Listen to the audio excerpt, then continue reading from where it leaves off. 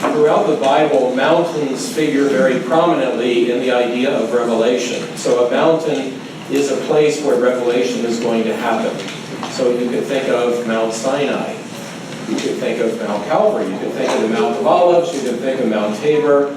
You can think of the mountain, I forgot the name now, across the Jordan where Moses looked over the promised land. There's all kinds of these places. Mount Zion, how about that? Mountain means revelation place. So in this case, maybe Jesus has ordered them to go to Mount Tabor. It's a mountain in Galilee. There's more than one mountain there, but it would be appropriate. It's kind of a big dome-shaped mountain sticking out in the middle of a plain. It's quite striking because there's nothing much around it.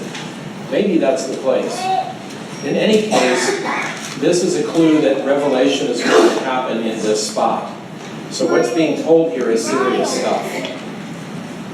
And you notice that they go there and they worship, but they doubt. Did you get that?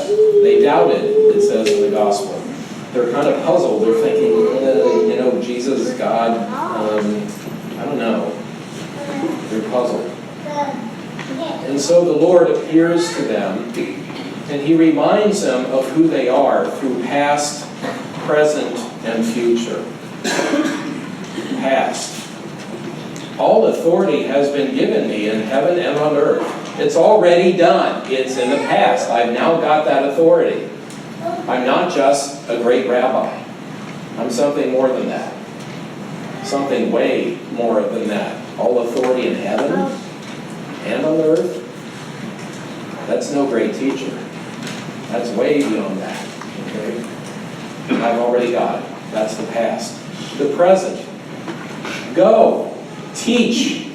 Baptize. Do something now. In the name of the Father, and of the Son, and of the Holy Spirit. Boom! Here comes the big revelation. God is Trinity. You plunge people into the reality of who God is. And you have to know it's Father, Son, and Holy Spirit. Very clearly. In the present. The future. I will be with you. Do you really believe it? I hope so. I will be with you until the end of the age. Your past, present, and future come together in me. Now they're encouraged. Now they have the strength and the courage to go out there and change the world. And that's precisely what they start doing. And it's through baptism in that name. You see, when you're baptized, you're plunged into the reality, in our case water, but something deeper than that. You're plunged into the reality of who God is. That God is not alone. If God were only one, and not Trinity, God would be alone, and God would lack a perfection. Perfection of relationship. God wouldn't have one. So you see, it makes sense to think of Trinity within one God. What does it mean, really, to have a relationship? Well, first of all, I think all of us in this room know it's not just one. So, in other words, make everybody else on the universe disappear at this moment, and just you stay. Whoopee. Okay. That's not so great. Okay, allow one other person. Well, it could be nice. For a while. You see, you need at least the third. The third, which carries that love of two people out into the world, to other people, to other things. If you're only two, it's still not enough. There's something lacking, which is that outgoing element of the relationship. You need the lover, the beloved, and the outgoing love. You need at least three for any reality in a relationship. And I ask you, what is possibly more real than relationship? I would say probably nothing. It's the most real thing we know, even at a biological level. There's always relationship going on. Without it, nothing exists. Without your past, your present, and your future, you don't exist. You've got all three in you in one person. You've got a past, a present, and a future, otherwise you make no sense at all. But this is so true of what it is to love. And St. John told us God is love. God is not being. God is not cosmic intelligence. God is love. And to have true love, there must be at least a triad, something, three element of reality. The affection, the love between the two, and then the outgoingness, you see. Then things become real. Then it becomes beautiful. Then it becomes true.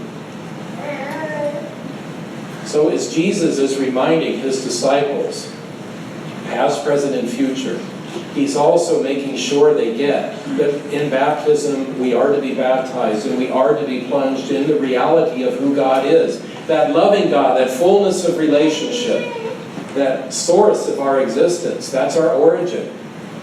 And our goal, it's our destiny to go back into that fullness of relationship. And that's a beautiful thing to recognize as Christian men and women. A little story about this. Sister is teaching a little group of kids, and one of them is still struggling with phonics, okay?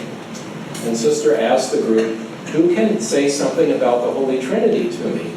Little hand goes up, and she hears, the Holy Trinity is 3 persons in one God. And so she thinks, well, you know, that's pretty good, but I'm not sure I understood everything you said. Could you help me out again?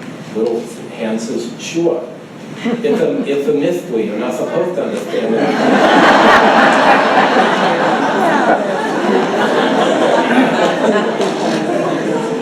Well, the reality is, it is a mystery, definitely. But I've told you before, a mystery does not mean you understand nothing. The mystery means you understand something, but not all. And that's true of love. You understand something, but not all of it. Not one person in this church has experienced all there is to know about love. Not one.